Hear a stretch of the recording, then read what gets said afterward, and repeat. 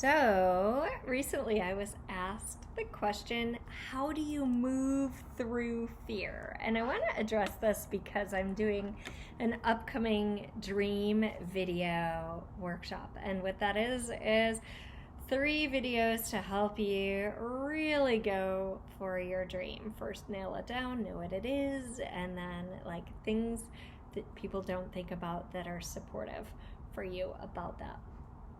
And fear will come up generally because when we're going after what we really desire, it requires that we expand our comfort zone, that we step out of what's normal and usual and comfortable for us. And fear often comes up. And I have a couple of tools that I use on a regular basis that really help. And I'll give a couple examples of this. So I'm going to touch on 3 things, maybe 4, in this video. And one is a mantra, if you will, and that is I am always equipped for whatever comes my way. Always equipped.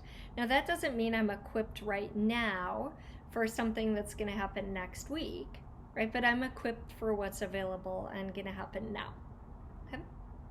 So, and if you look back into your past, you'll see that you have always been able to handle whatever's come up. Right? So there's evidence in your life that you can move through fear. You can move through challenging, difficult situations. You can do hard things. There's evidence. Number 2 is breath. Okay, when we breathe, sometimes the energy we think is fear is actually excitement. I'll give you the example of riding a roller coaster, right? You're gonna go on that roller coaster or go give a speech and your heart begins to beat fast and you're excited about the message you're gonna give or the ride you're gonna go on. And so that energy, when you call in your breath, begins to show up differently as excitement.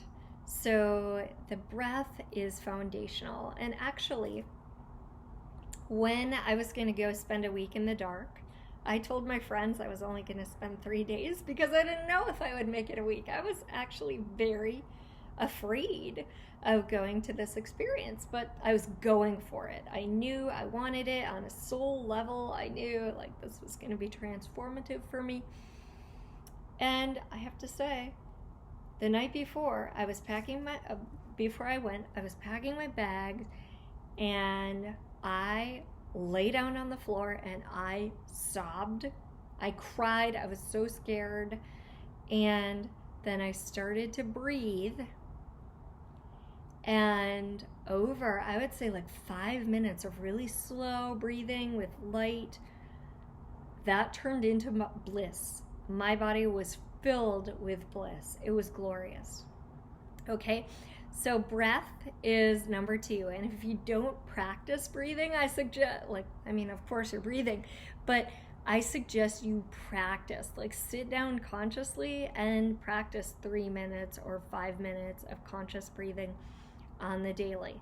It will help you in your life, right? It will help your emotional resiliency. It will help even your digestion. So many things will benefit from you practicing slowing down your breathing. That's number 2. Number 3 is support. Okay. Support from a mentor, support from a mastermind, support from a group, because an accountability buddy. Because what happens when you have that support is you can go to someone and talk about the crazy in your head about whatever you're afraid of. You'll get an outside perspective. You'll get new ideas, information from someone who may have walked that path before.